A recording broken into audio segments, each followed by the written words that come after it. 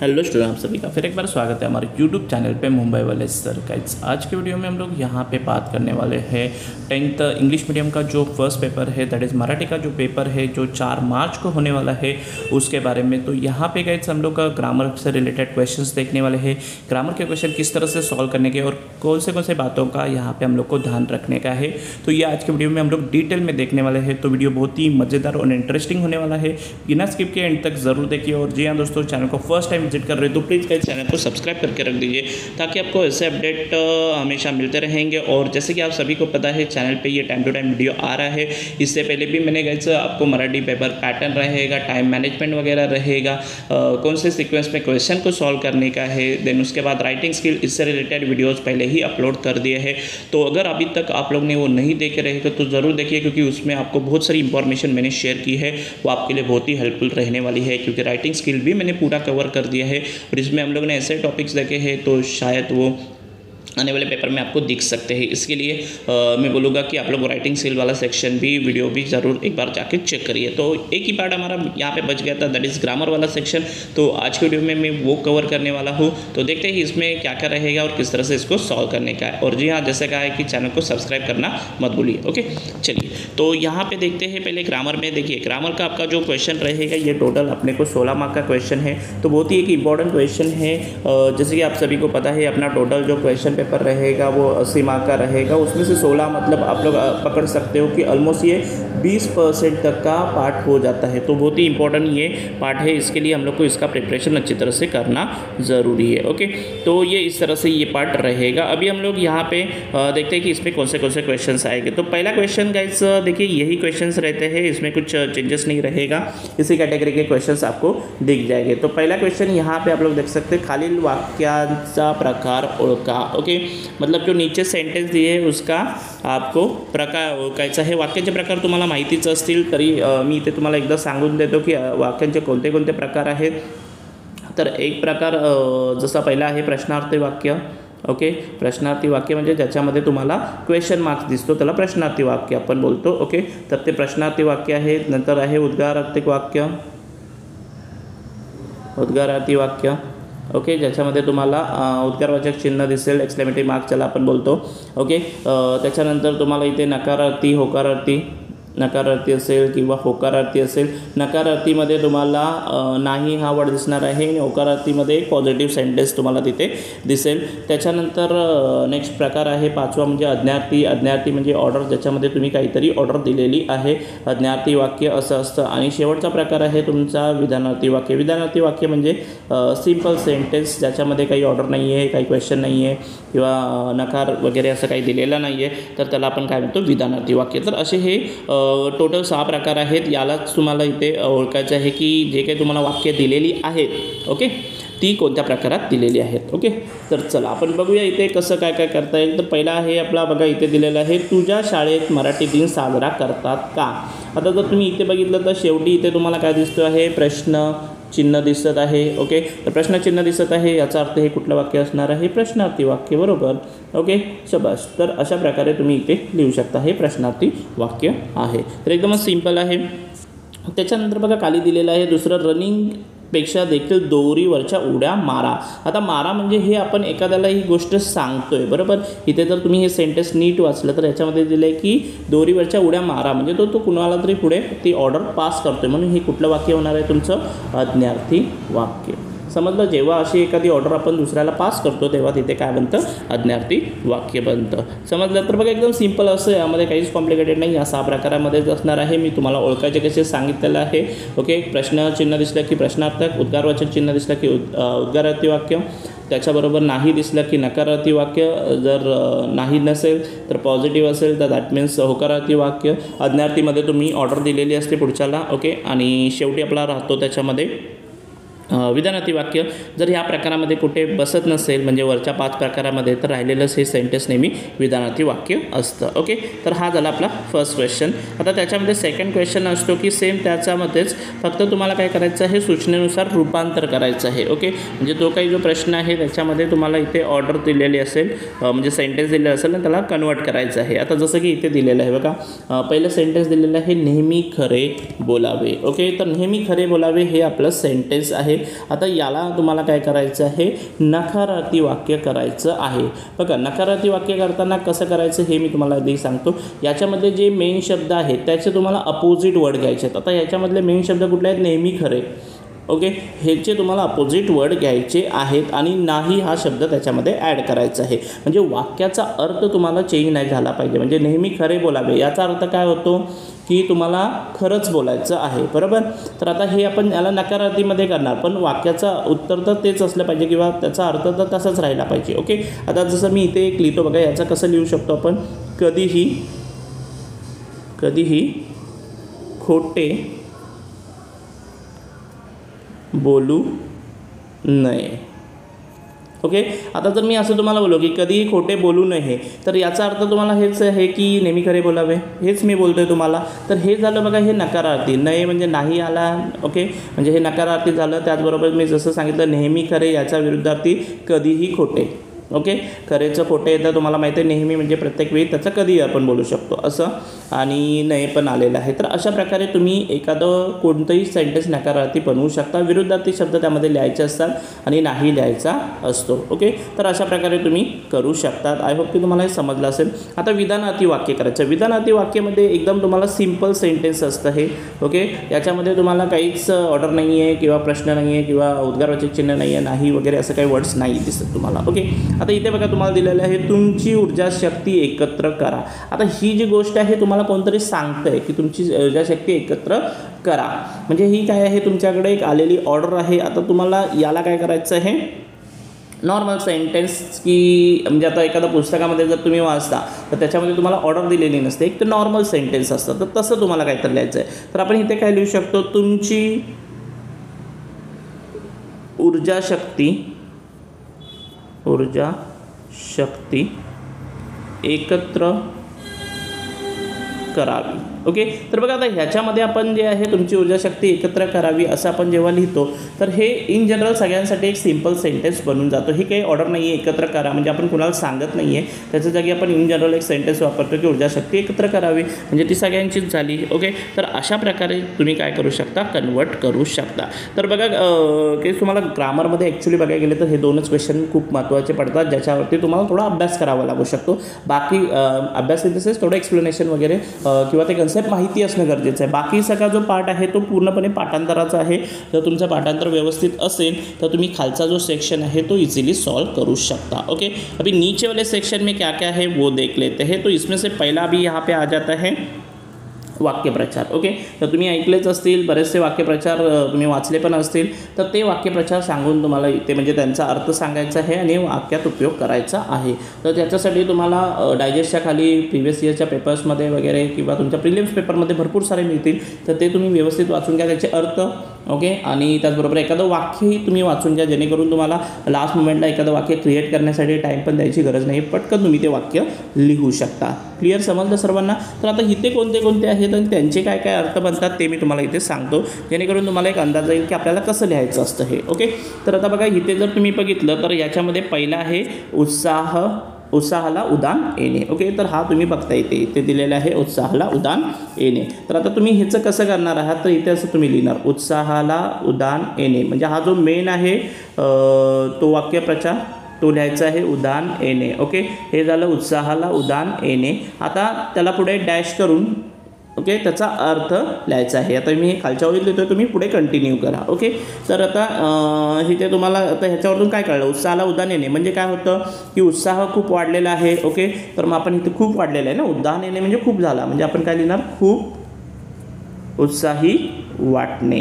Okay, खूप उत्साही वाटतं आहे त्यांना. ओके, म्हणून त्यांनी असं लिहिलं आहे उत्साहाला उदान आलेलं आहे, खूप उत्साही वाटणे. ओके, तर माझ्या शब्दाकडे जा, हँडरायटिंगकडे जाऊ नका, कारण इथे थोडं लिहायला प्रॉब्लेम होतो. ओके, तर खूप उत्साही वाटणे असा अर्थ झाला, म्हणजे आपण एखाद्या गोष्टीसाठी खूप उत्साहित आहोत, एक्साइटमेंट जिसे हम लोग बोलते हैं वैसा कुछ तो. ओके, आता याचा आपल्याला काय करायचं आहे, वाक्यामध्ये उपयोग करायचा आहे. ओके, तर आता तुम्ही कसंही कोणत्याही प्रकारे वाक्यामध्ये उपयोग करू शकता, पण जसं मी तुम्हाला सांगितलेलं आहे की असं करा जेणेकरून ते वाक्य पहिली गोष्ट तर सिम्पल असलं पाहिजे आणि दुसरी महत्त्वाची गोष्ट म्हणजे त्यामध्ये तुमची स्पेलिंग मिस्टेक वगैरे झाली नाही पाहिजे. ओके, आणि तुम्हाला याच्यामध्ये या शब्दाचा वापर करायचा, उत्साहाला उधाण येणे. ओके, खूप उत्साही वाटणे असं नाही लिहायचं, त्याच्या जागी उत्साहाला उधाण येणे असं तुम्हाला त्या वाक्यामध्ये म्हणजे कन्वर्ट करायचं असताना लिहायला लागतं. ओके, तर आता आपण बघूया इथे मी काय सांगू शकतो तुम्हाला, उत्साहाला उधाण येणे. ओके, तर आपण असं लिहू शकतो की सर्व मुले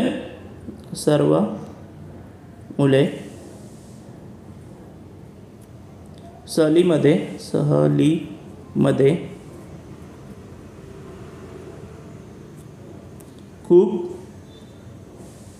मज्जा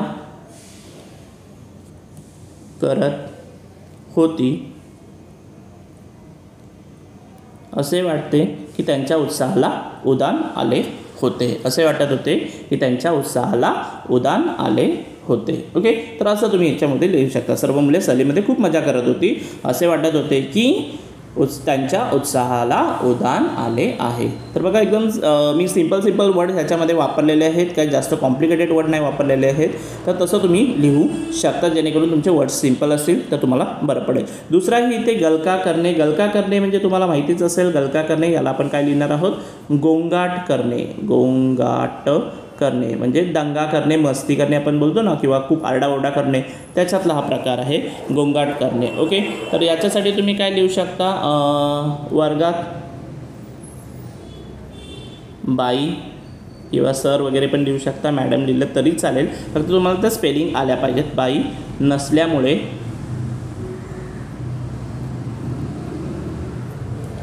सर्व मुले गलका करू लागली. ओके, तर बघा, एकदम सिंपल सेंटेन्स मी इथे लिहिलेलं आहे की सर्व वर्गात बाई नसल्यामुळे सर्व मुले गलका करू लागले म्हणजे गोंगाट करू लागले. तुम्ही पण करतच असाल. ओके, आता करू नका, आता तुम्ही फक्त अभ्यासाकडे लक्ष द्या. ओके, समजलं सर्वांना. तर अशा प्रकारे इथे तुम्हाला करायचं आहे. आता त्याच्यानंतर आहे तिसरावाला, तर इथे बघा दिलेलं आहे झोकून देणे. ओके, झोकून देणे म्हणजे काय, एखादं काम करण्यासाठी पूर्णपणे पार्टिसिपेट करणे, म्हणजे ज्याला आपण बोलू शकतो पूर्णपणे सहभागी होणे. पूर्णपणे सहभागी होणे. ओके, म्हणजे एखाद्या गोष्टीमध्ये तुम्ही पूर्णपणे पार्टिसिपेंट झाला, सहभागी होणे. तर असं इथे तुम्ही काय लिहू शकता, भूकंपग्रस्तांना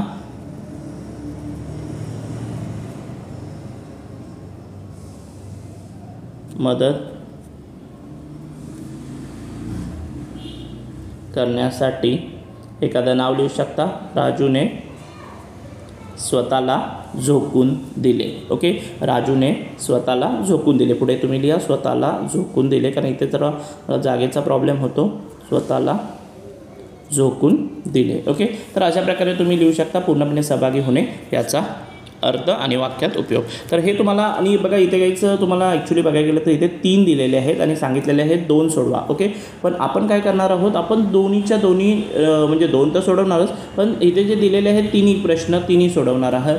कारण त्याने एकाकडून एखादा चुकला तर तुम्हाला एक ऑप्शन राहतो की तुमच्याकडे एक्स्ट्रा आहे, तर त्यामुळे तुम्हाला मार्क्स मिळायचे चान्सेस पण वाढतात. ओके, तर ही गोष्ट आपण लक्षात घ्यायची आहे की आपण सर्वच्या सर्व क्वेश्चन लिहिणार आहोत. आता ह्याच्यानंतर तर एकदम सिंपल क्वेश्चन्स असतात आणि हे सगळे जे आहेत ते तुमचे पाठांतरावरती आहे. जसं मी तुम्हाला सांगितलं, ग्रामरचा मेन जो क्वेश्चन आहे तो वरचाच जो होता तो वाक्यांचे प्रकार ओळखा आणि ते कन्वर्ट करा. ओके, त्याच्यानंतर सगळा पाठांतराचाच भाग आहे ग्रामर म्हणजे. पण आता बघा इथे दिलेलं आहे तुम्हाला पाऊसला समानार्थी शब्द आपण काय लिहू शकतो, पर्जन्य, हे तुम्हाला माहितीच असेल. ओके, तर तुम्ही ते लिहू शकता. मधुर म्हणजे काय असतं, तर गोड असतं. हे बघा, हे असे समानार्थी शब्द असतात. तुम्हाला धड्याच्या खाली प्रिव्हियस इयरच्या क्वेश्चन पेपरमध्ये किंवा तुमच्या शाळेच्या प्रिलिम पेपर्समध्ये भरपूर सारे मिळतील. ते एकदा जरा व्यवस्थितपणे रिवाईज करा. जास्त काही करायची गरज नाही आहे. ते तुम्ही व्यवस्थितपणे रिवाईज केले तर त्यातलेच कुठले तरी जवळपास येऊन जातात. ओके, चला त्याच्यानंतर आपण बघूया विरुद्धार्थी शब्द. सुरुवातला काय येणार आहे, शेवट. हे तुम्हाला माहितीच असेल. सुरुवातला काय येतं, शेवट. ओके, हा श आहे. आणि स्तुतीचं काय येतं, स्तुती म्हणजे प्रशंसा करणे, तर त्याला आपण काय म्हणतो, निंदा करणे, म्हणजे त्याच्याबद्दल एखाद्याबद्दल वाईट बोलणं, तेव्हा त्याला निंदा करणे असं आपण म्हणतो. तर हे झाले आपले विरुद्धार्थी शब्द. बघा खूपच सोपं काम आहे हे. आता त्याच्यानंतर आपल्याकडे येतो शब्दसमूहाबद्दल एक शब्द. ओके, हेही तुम्हाला भरपूर सारे पुस्तकामध्ये वगैरे डायजेस्टमध्ये मिळतील, तर ते जरा व्यवस्थितपणे वाचून घ्या, कारण हे ते तुम्हाला लिहिता आले पाहिजेत. पायात चप्पल न घालता, म्हणजे जर तुमच्या पायामध्ये चप्पल नसेल तर त्याला मराठीमध्ये काय म्हणतो आपण, अनवाणी. ओके, अनवाणी म्हणजे ज्याच्या पायामध्ये चप्पल नाही आहे. सिंपल आहे. तर अशा प्रकारे तुम्हाला करायचं आहे. त्याला 1 मार्क्स आहे. आता त्याच्यानंतर तुम्हाला पुढे दिलेलं आहे वचन बदला. वचन बदला याच्यामध्ये पण तुम्हाला इझिली मार्क्स मिळून जातात. एक वचन अनेक वचन ज्याला आपण बोलतो तो पहिला पॅटर्न इथे आहे. तर आता इथे बघा गोष्ट. गोष्ट ही एक वचन आहे, तर अनेक काय असतील, गोष्टी असतात ना. खूप सारे आपण काय सांगतो, गोष्टी, तर गोष्टी झालं. एक कल्पना असते, तर अनेक पण काय असतात, कल्पनाच असतात. बघा आपण बोललो ना, माझ्याकडे एक कल्पना आहे आणि माझ्याकडे खूप कल्पना आहे असंच बोलतो आपण. ओके, कल्पनाला वेगळं आपण काही दुसरं बोलत नाही. आपल्याकडे एक पण कल्पनाच असते आणि अनेक पण कल्पनाच असतात. ओके, गोष्ट एक असू शकते, अनेक गोष्टी असू शकतात. म्हणजे जास्त तुम्ही गोष्टी सांगताय तर त्या गोष्टी बनवू शकतात. ओके, तर अशा प्रकारे तुम्हाला हे वचन बदलायचं आहे. बघा इथे आपल्याला हा जो कल्पना आहे त्याचा वचन काही बदललं नाही, तेच राहिलं. तर असे काही शब्द पण असतात, तर जरा व्यवस्थितपणे विचार करा, एक आणि अनेकमध्ये काय होईल. ओके, जसं आता मी बोललो, तुम्ही सेंटेन्स बोला, माझ्याकडे एक कल्पना आहे. ओके, आणि माझ्याकडे खूप कल्पना आहेत. ओके, असंच आपण बोलणार आहे. म्हणजे मधला जो कल्पना वर्ड आहे तो तसाच राहतो आहे. तर हे तुम्हाला व्यवस्थितपणे करायचं आहे. क्लिअर. तर चला आता आपण पुढे बघूया. आता शेवटचे 2 क्वेश्चन्स राहिलेले आहेत. त्याच्यामध्ये आहे लेखन नियमानुसार लेखन. याच्यामध्ये काय असतं, तुमचे काही शब्द चुकीचे असतात, त्याला तुम्हाला परफेक्ट करायचे असतात. ओके, 2 मार्क्ससाठी 2 सेंटेन्स दिलेले आहेत. मोस्टली तुमचे बऱ्याचशा जे काही क्वेश्चन असतात त्याच्यामध्ये 2च मिस्टेक्स असतात. किती मिस्टेक्स मिळणार तुम्हाला, 2. बऱ्याचशा वेळी 2च मिस्टेक्स असतात.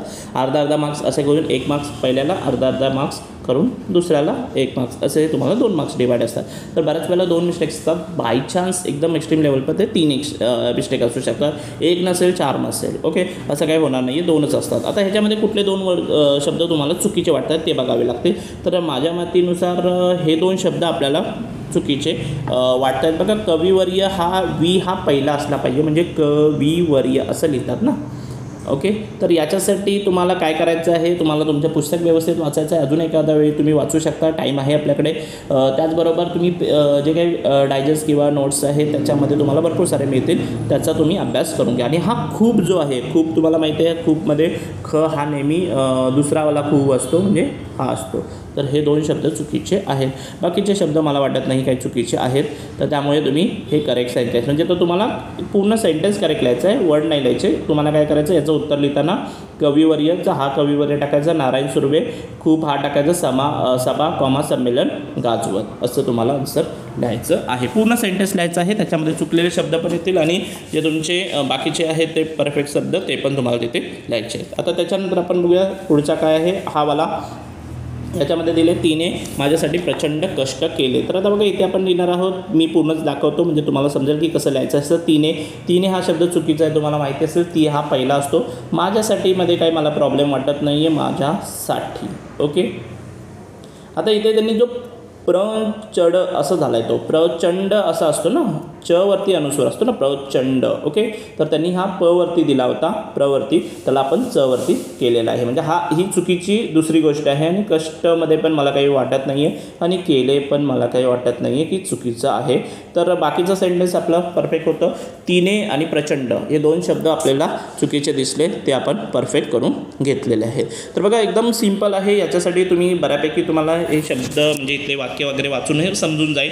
पण याच्यासाठी थोडासा अभ्यास करा, कारण ग्रामरचा प्रश्न 16 मार्काला आहे. 20% मी तुम्हाला सांगितल्याप्रमाणे 80 पैकी 16 मार्क्स, खूप मोठा मार्क्सचा हे फरक पडतो. आणि हे परफेक्ट आले तर खूप चांगला एक इम्प्रेशन आपलं जातं. तर त्यामुळे ग्रामरचा व्यवस्थितपणे अभ्यास करा. आणि शेवटी आता आपण जाऊया विरामचिन्ह. बघा इथे तुम्हाला 2 प्रकार असतात. एक तर वाक्यामध्ये विरामचिन्हाचा उपयोग करा हा एक असतो, किंवा तुम्हाला डायरेक्टली काही चिन्ह देणार. जसं की आता समजा हे दिलेलं आहे, तर याला आपण म्हणणार आहे दुहेरी अवतरण चिन्ह, हे दिलेलं आहे. याला आपण म्हणणार प्रश्नार्थ चिन्ह, हे दिलेलं आहे. याला आपण काय बोलणार, उद्गारार्थी चिन्ह. ही चिन्ह तुम्हाला गुगलवरती बरेचसे चिन्ह मिळतील, ते जाऊन तुम्ही जरा चेक करा.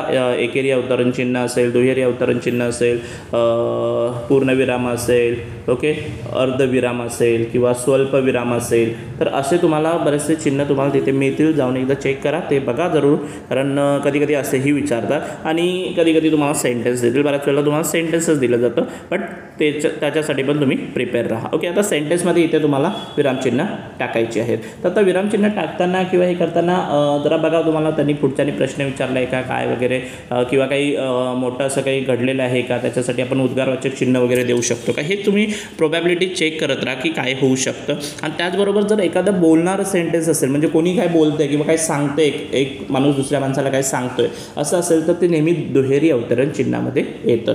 आता जसं इथे तुम्हाला बघा, अरे पण चिठ्ठी मराठीतून आहे, म्हणजे ह्याचा अर्थ कोणतरी बोलतंय हे, बरोबर. अरे पण चिठ्ठी मराठीतून आहे म्हणजे हे कोणतरी कुणाशी तरी बोलतंय. मग याला आपण कशामध्ये टाकणार आहोत, दुहेरी अवतरण चिन्हामध्ये. अरे पण चिठ्ठी मराठीतून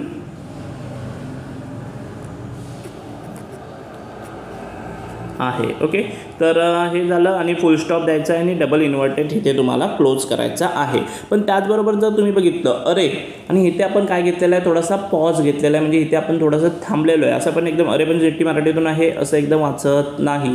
अरे पण चिठ्ठी मराठीतून आहे म्हणजे इथे आपण पॉज घेतला, बरोबर, थांबलो, म्हणजे याचा अर्थ इथे आपल्याला काय टाकायला लागेल, एक स्वल्पविराम टाकावा लागेल. अरे थांबलो ना आणि नंतर मग पुढे कंटिन्यू. तर अशा प्रकारे तुम्हाला हे करायचं आहे. जसं मी तुम्हाला सांगितलं, बोलणारे सेंटेन्स असेल तर डबल इन्व्हर्टेड कॉमा येणारच, म्हणजे दुहेरी अवतरण चिन्ह येणारच, ही गोष्ट लक्षातच ठेवा. ओके, तर असं आहे.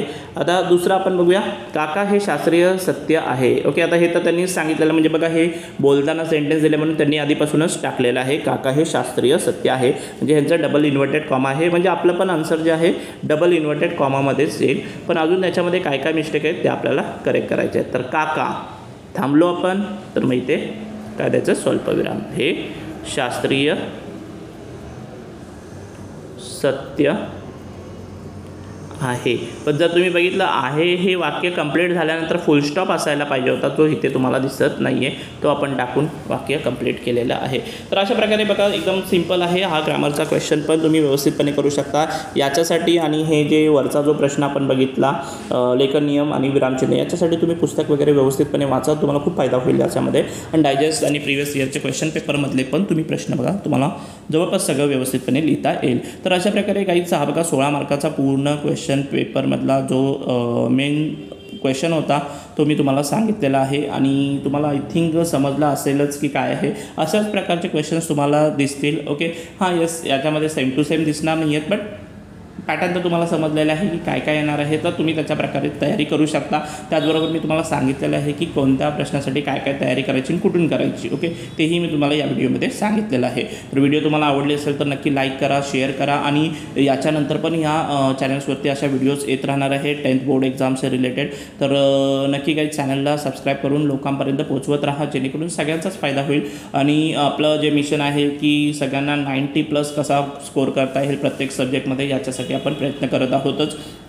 ओके, आणि त्याच्यामध्ये जर तुम्ही सगळे इन्वॉल्व असाल तर सगळ्यांचंच त्यामध्ये बेनिफिट असेल. ओके, आय होप की तुम्हाला हे सगळं समजलं असेल. याच्याशिवाय अजूनही तुम्हाला अजून कुठल्याही विषयामध्ये काही प्रॉब्लेम असेल किंवा अजूनही मराठीमधला स्पेसिफिकली कुठल्या टॉपिकमध्ये अजून तुम्हाला व्हिडिओ पाहिजे असेल तर मला याच्या व्हिडिओच्या कमेंट सेक्शनमध्ये नक्की सांगा. मी येणाऱ्या 1-2 दिवसामध्ये तुम्हाला ती व्हिडिओ पण देईल. ओके, तर आजच्यासाठी एवढंच असेल. थँक्यू.